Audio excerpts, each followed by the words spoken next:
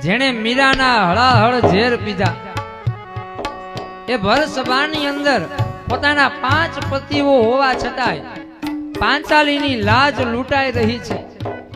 પાંચેય પાંડવો માથું નીચું કરીને બેઠા છે અને એ દ્રૌપદીના ચીર નું હરણ થઈ રહ્યું છે. એ દ્રૌપદીએ એક વખત ભગવાનને યાદ કર્યા, હે કૃષ્ણ તમે મારી લાજ રાખો. કથા એવું કહે છે કે એક વખત ભગવાન શ્રી કૃષ્ણને હાથમાં કંઈક વાગ્યું ત્યારે એ દ્રૌપદીએ પોતાની સાડીમાંથી એક કટકો કરી અને એના હાથે બાંધી દીધો હતો. એનું ઋણ ભગવાને રાખ્યું.